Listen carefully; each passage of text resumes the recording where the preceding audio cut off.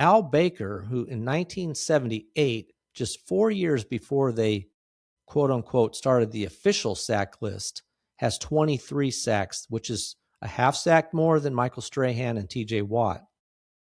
So Myles Garrett now, unofficially, is 1 sack behind Al Baker.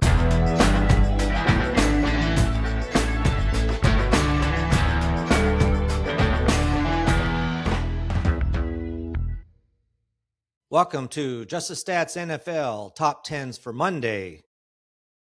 What a series of football games we had yesterday. The big one, of course, for me as a Jaguar fan was them beating the Denver Broncos, and fairly handily. Yeah, really enjoyed that game. It was intense. It started off a little tight, but the Jaguars came out on top.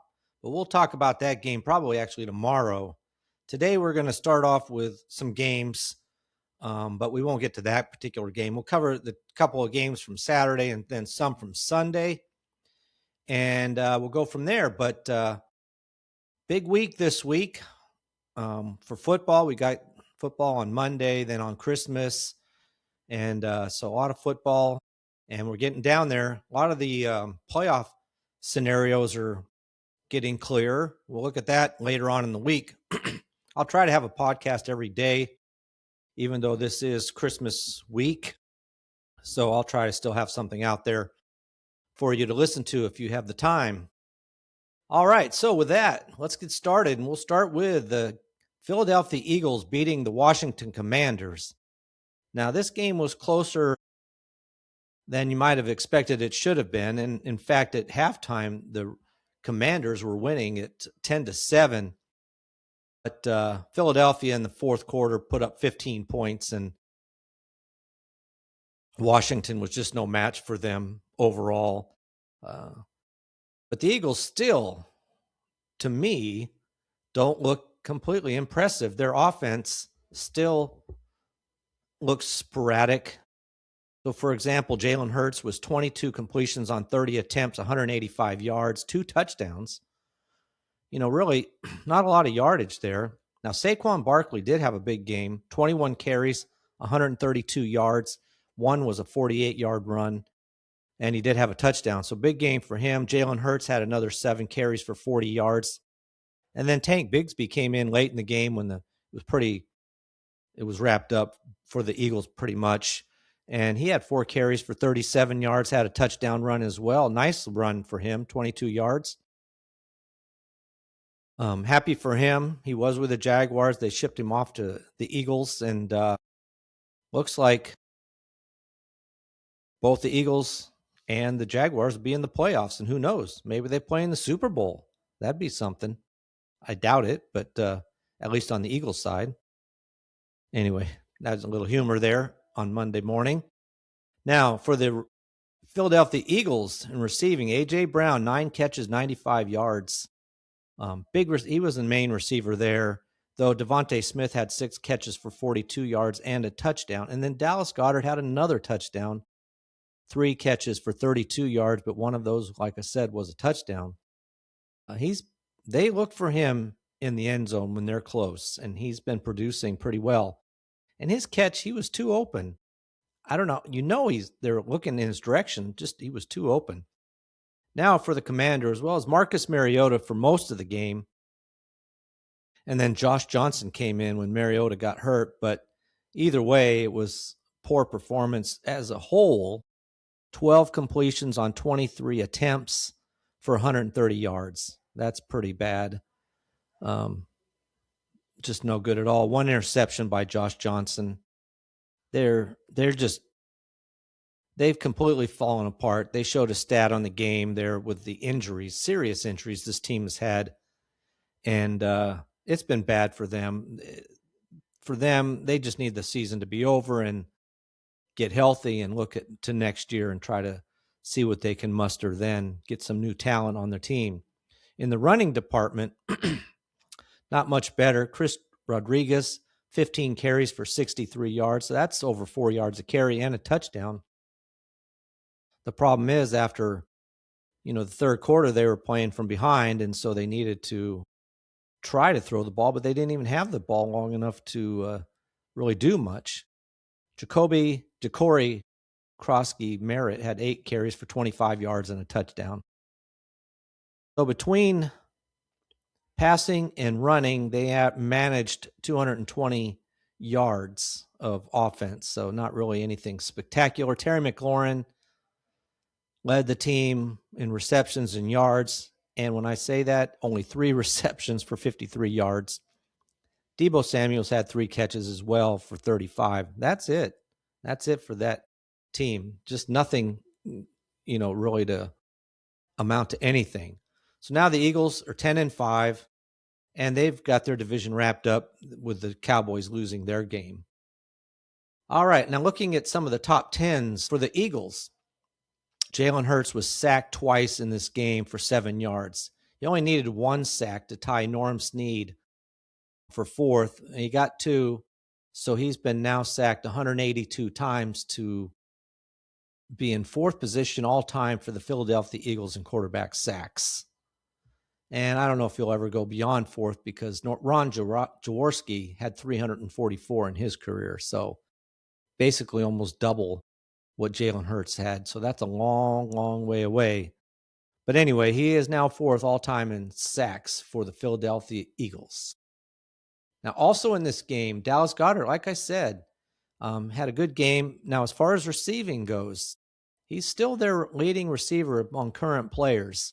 He had 3 receptions in this game, and now that pushes him up.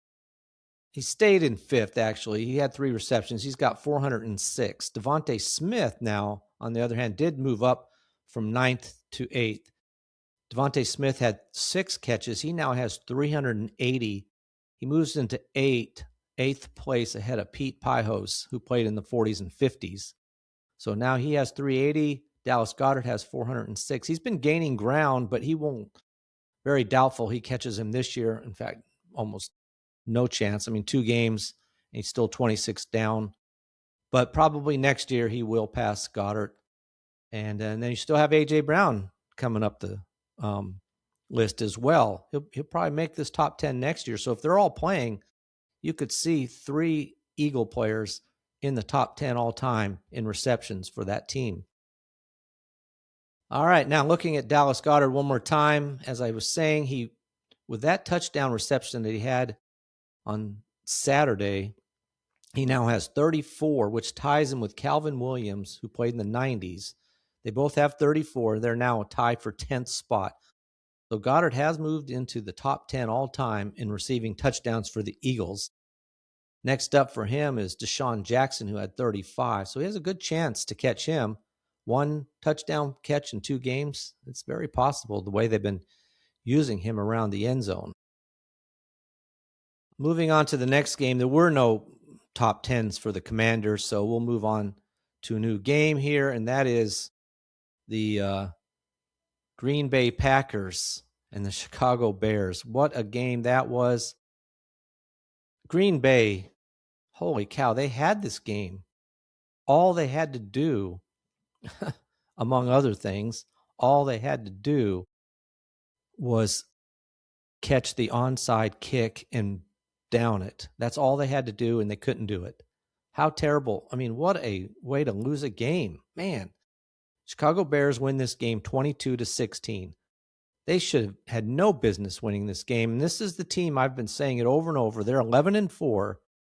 And every time I turn around, I'm like, how in the world did they win another game? But they do. But Green Bay just had to catch it on the onside kick, couldn't do it. And that was game. Chicago Bears tied it up, actually. And then they won it in overtime when Green Bay screwed up there too.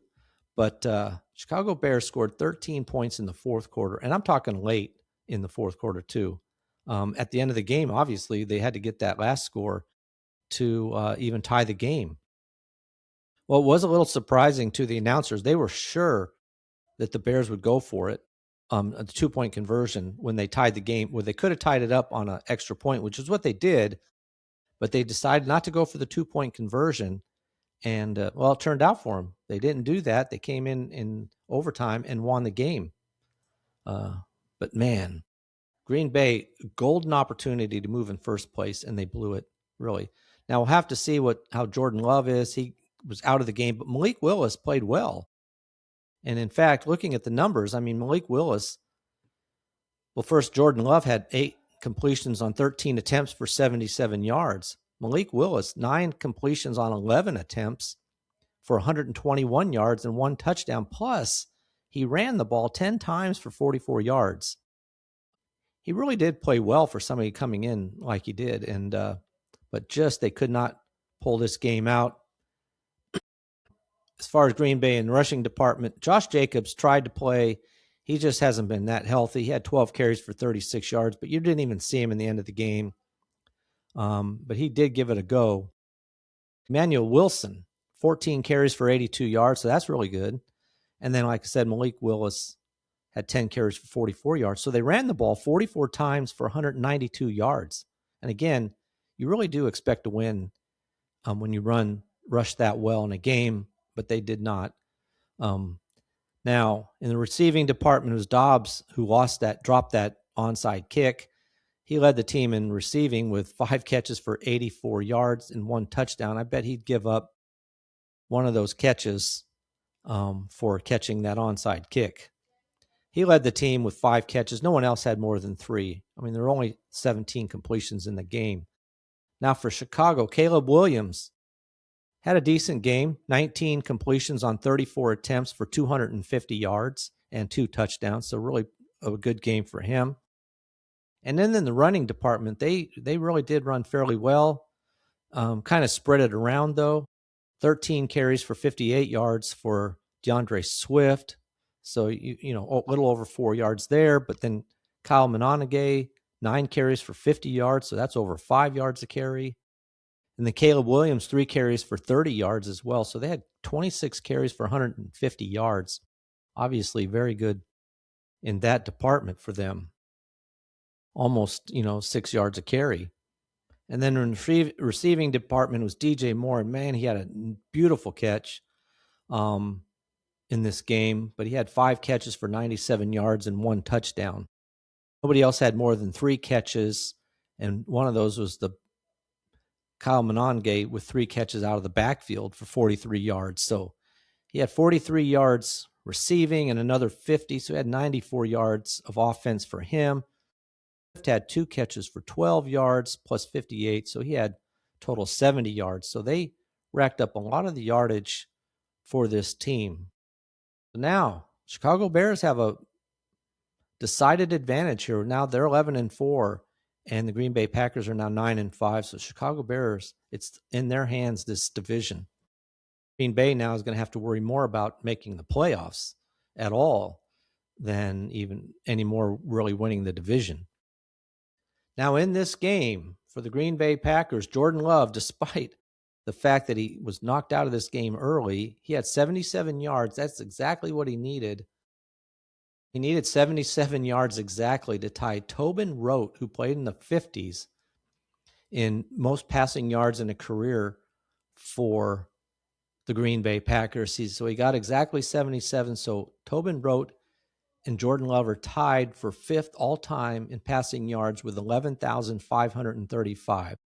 That's kind of odd, but that's where they stand. And it'll be 2 seasons.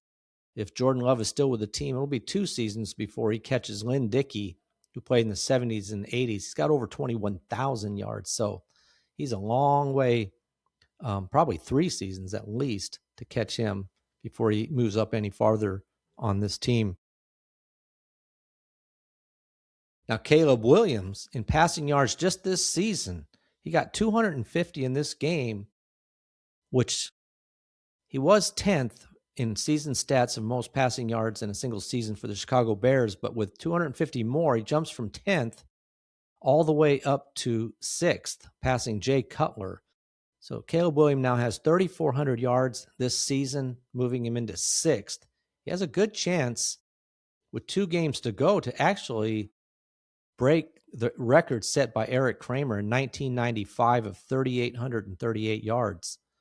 I mean, I know they were hoping Caleb Williams would have 4,000, but he'd need 600 for that. I don't see that happening, but he only needs 438 in the next 2 games to catch Eric Kramer.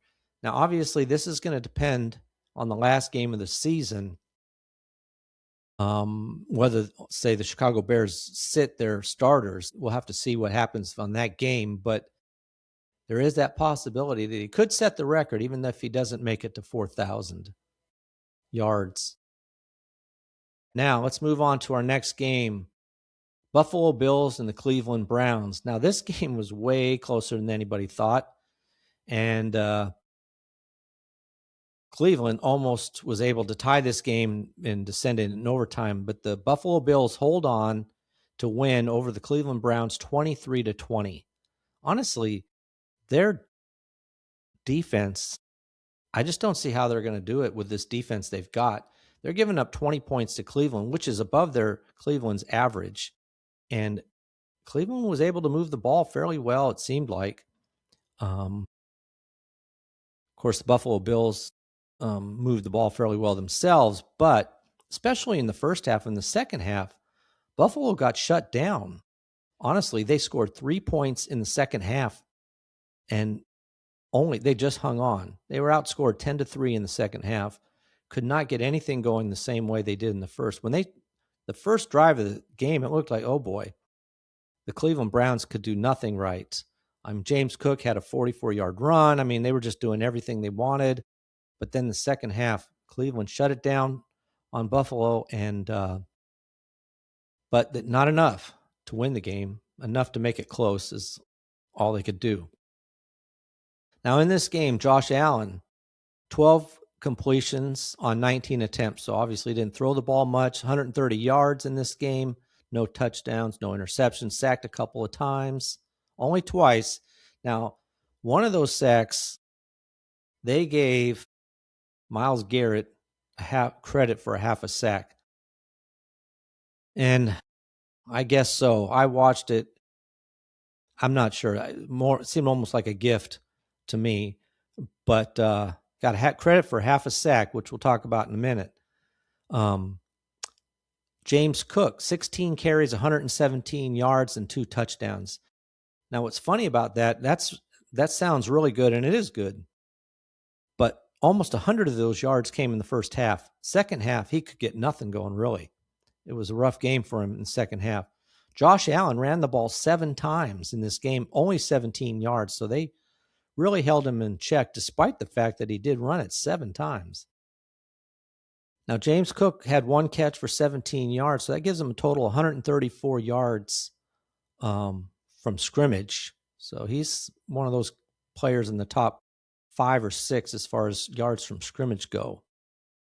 Leading receiver in this game was Khalil Shakir, only 4 catches for 34 yards. So really, nobody had many yards. Like I said, there's only 130 yards of receiving in the game total. Now for Cleveland, Shadir Sanders, 20 completions on 29 attempts, which is, a decent completion percentage, but for 157 yards, 1 touchdown, but did throw 2 interceptions. Was out of the game for a minute with a finger that had looked like the skin was almost tore off his pinky, and they fixed that. He was back in. But they put Dylan Gabriel in for 1 down near the goal line, and I don't know if that was a bad timing for Gabriel to come in. He backed up for a pass, couldn't find anybody, tried to run, he got tackled. They had to settle for a field goal. And you wonder, honestly, if Sanders had been in there, would he have done a better job and found somebody open for a touchdown? That would have changed this game's complexion quite a bit. Sanders led the team with 4 carries for 49 yards. Raheem Sanders, 11 carries for 42 yards. Now, Quinshon Judkins, 8 carries, 22 yards, but man, broke his leg, got seriously injured. They wouldn't even, the announcers said, we're not going to show you what happened. It was pretty bad. He's out, obviously, and he'll be recovering now all the way up until next year. Bad break for him. He was really hoping, as they said on the show, on the game, the announcer, he was hoping for 1,000 yards. He needed a couple hundred. So that was whether he made that or not, but there's no way, only 22 yards in this game. Now, receiving wise, Quinshon Judkins had the most catches, 5 for 29 yards. So they were trying to get him the ball one way or the other. He ended up with a total of 51 yards, but left the game.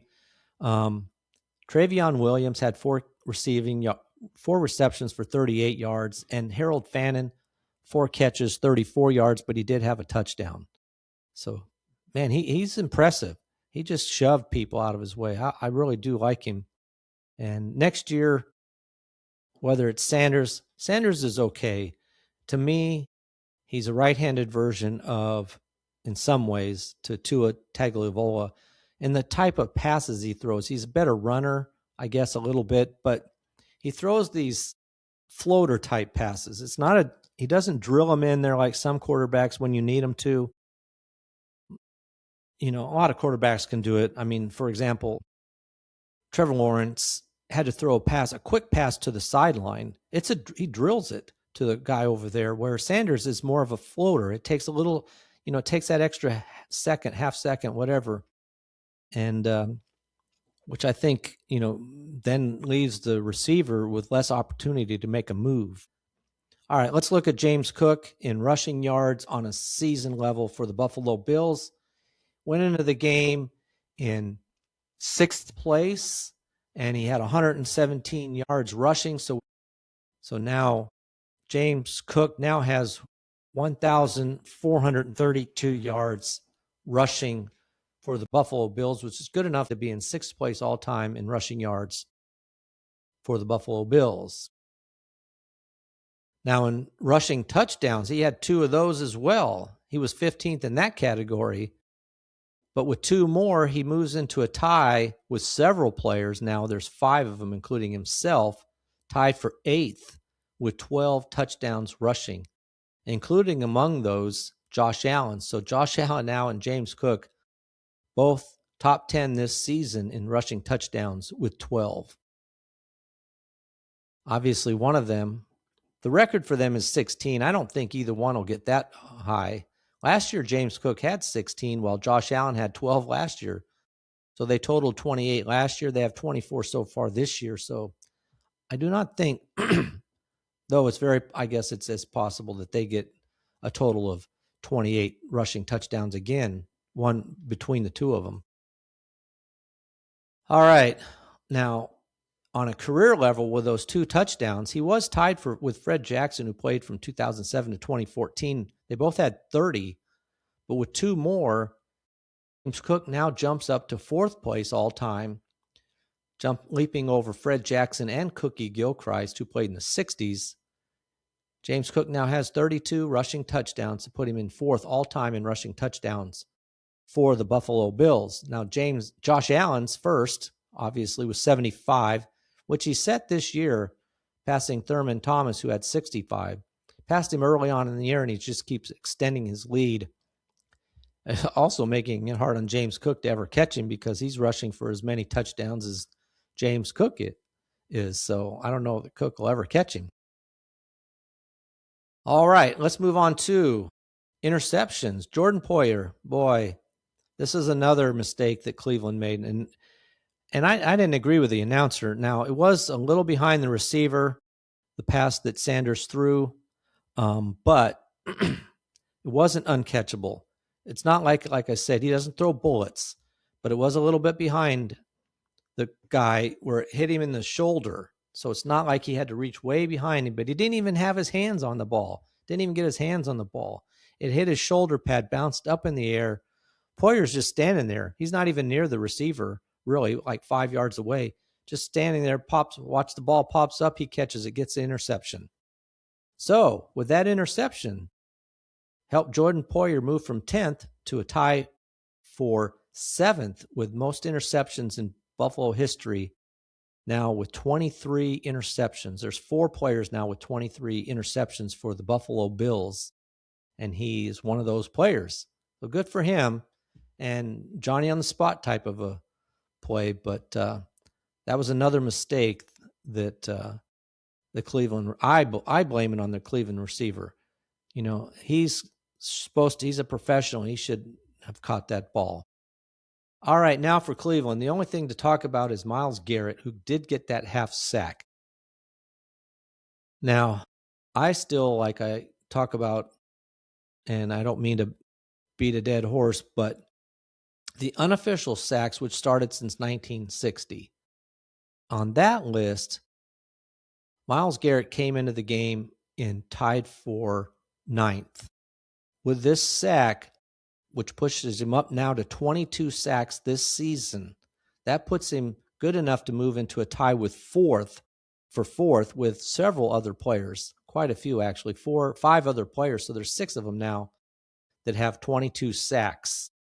Al Baker, who in 1978, just 4 years before they quote unquote started the official sack list, has 23 sacks, which is a half sack more than Michael Strahan and TJ Watt.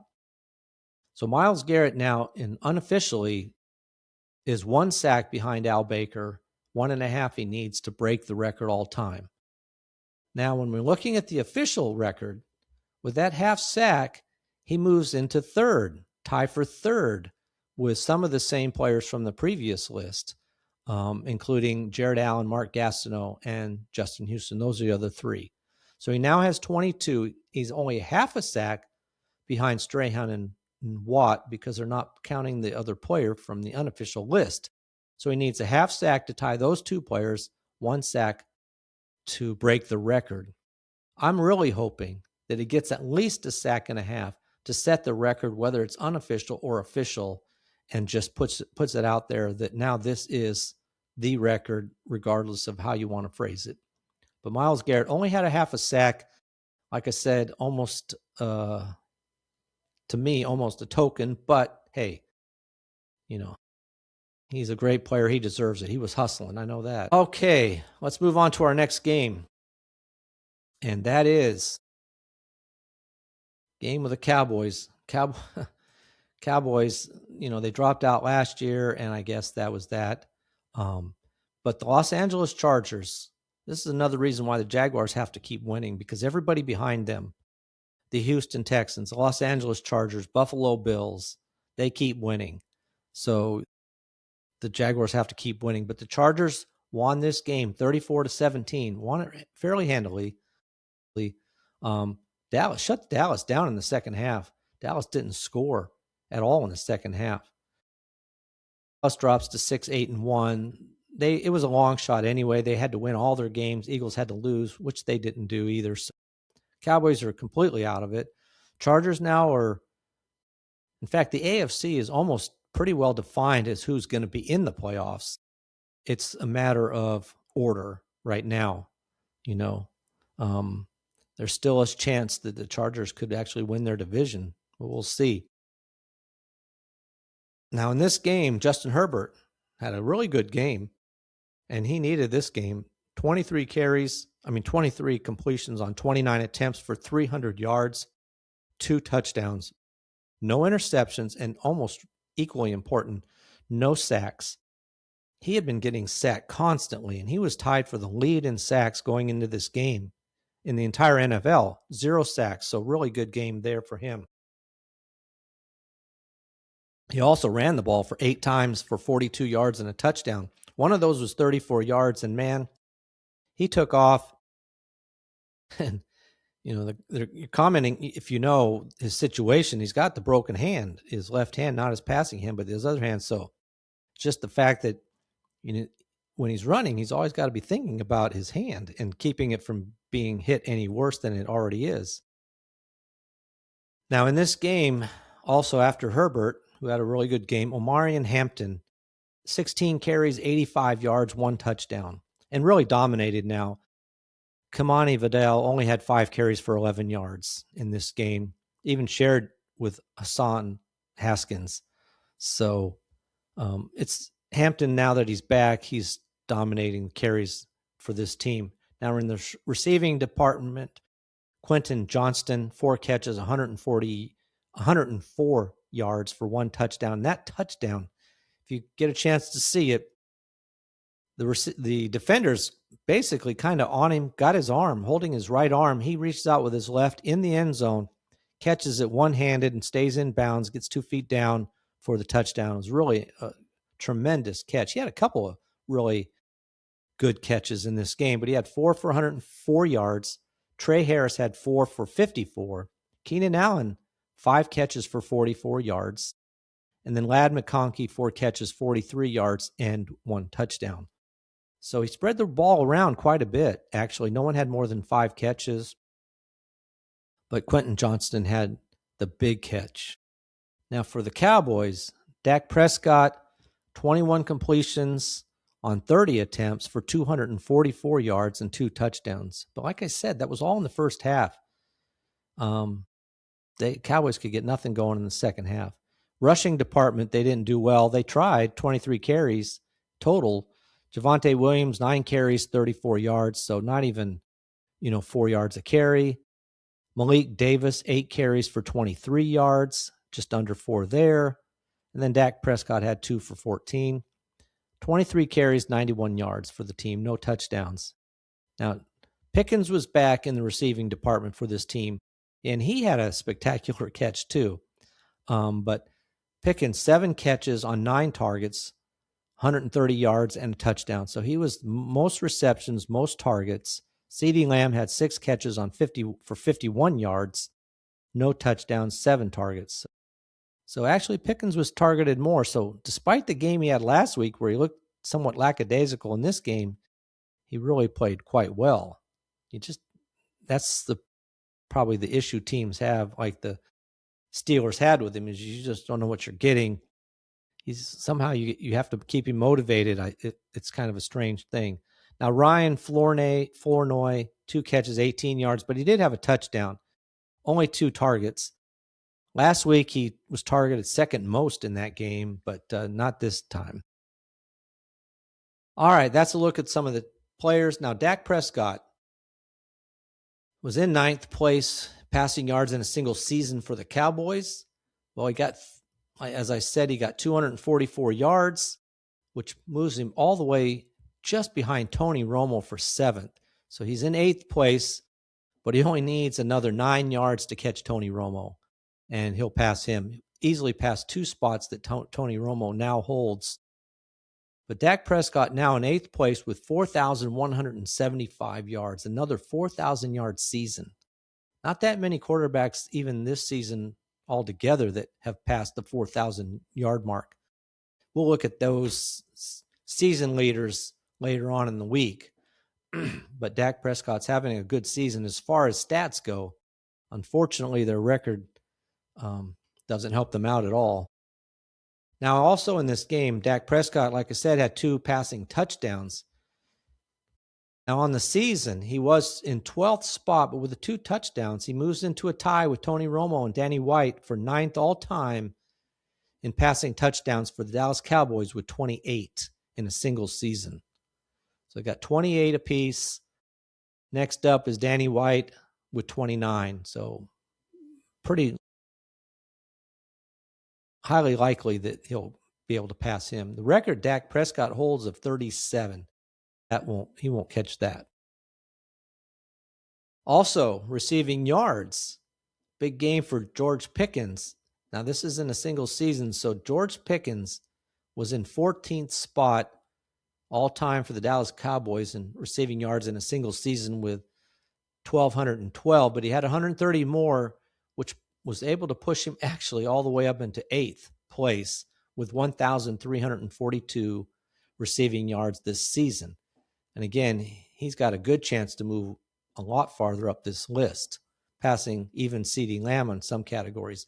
Though CeeDee Lamb does hold the all-time record in receiving yards for the Cowboys with over 1,700, which he did a couple of years ago. Let's get one more game in here, and then we'll call it a wrap, and that's the Kansas City Chiefs. Just their season has just tumbled and disintegrated badly. They tried so hard to be relevant this season, but could never. They started off bad, got themselves back up to 500, looked like they were on their way, but have now fallen back down. They're now 6-9 after losing to, of all teams, the Tennessee Titans, 26-9. Just not much of a game for the Kansas City Chiefs. Now, obviously, Quarterback situation for them is horrendous. No Mahomes. Gardner Minshew was in there briefly. 3 completions on 8 attempts for 15 yards. That's pathetic. Chris Oladokun came in and wrapped up the game with 11 completions on 16 attempts for 111 yards. Not too bad. Sacked 4 times, though. I think Gardner Minshew's career is kind of reaching its end as a backup guy. He wanted to be a starter, but he's just not quite that caliber. And now, even as a backup, it's getting quite questionable. In the rushing game, nothing much for the Chiefs. Of course, the whole game was this way. Isaiah Pacheco, 8 carries for 34 yards. Kareem Hunt, 3 carries for 2 yards. Total for the team, 15 carries for 51 yards, just over 3 yards a carry. Bad. I mean, as a total here now, the team had 133 yards of offense. This is just not the Kansas City Chiefs. And their offense was pretty decent, but just not the same team at all. Receiving, wow. Isaiah Pacheco led the team when receiving receptions with 6. 6 receptions, 41 yards, though. So less than 7 yards of reception. Worthy had 2 catches for 41 yards. Hollywood Brown, 3 for 22. Travis Kelce, 1 catch for 6 yards. Targeted 4 times, though. Just really bad all the way around. Now for Tennessee, Cam Ward, pretty good game, honestly. 21 completions on 28 attempts. That's a good percentage. 128 yards, 2 touchdowns, sacked twice. Tony Pollard, another 100-yard game. He's really coming on late in the season. And obviously they're not going to the playoffs, but still he's looked good. 21 carries for 102 yards, so just under 5 yards a carry there. And TJ Spears came in with 13 carries for 52 yards, so 4 yards a carry. And he also had a touchdown for TJ Spears. So they ran the ball 40 times for 164 yards, so that's 4 yards a carry and a touchdown.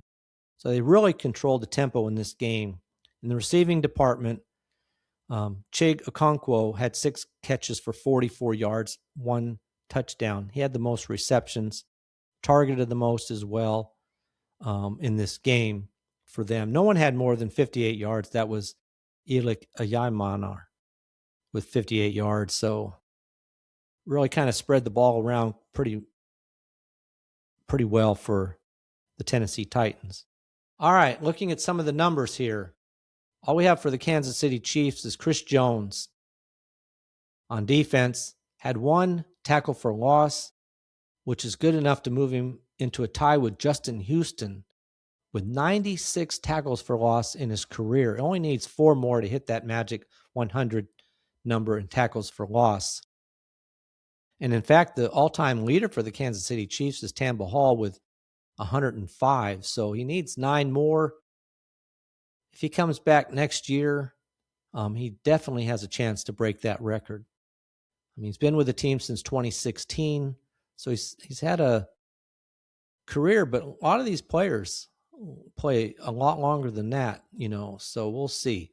They play 12 to 15 years, and if he sticks it out another year, he definitely has a chance to set the record for most tackles for loss for the Kansas City Chiefs.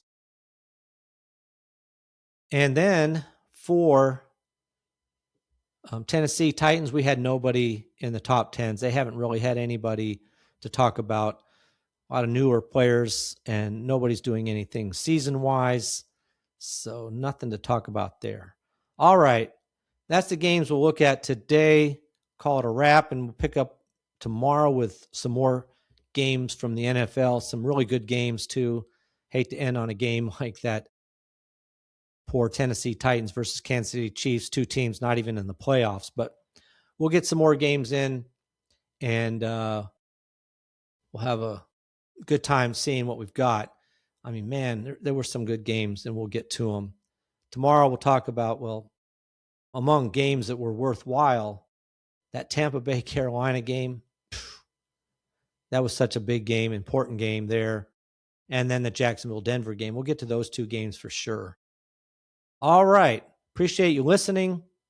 If you go to Just the Stats NFL on YouTube, you can catch this game or this podcast and see the stats that correspond to the games that I talked about. And appreciate you doing that. Appreciate the subscribers, the comments. Had a nice chat with one of the listeners and about my top 10 list. Appreciate his comments. And feel free to comment on Facebook, or not Facebook so much, actually at Just the Stats NFL on YouTube or whatever podcast you might listen to. But YouTube has a nice way you can comment, like, subscribe. Appreciate all that.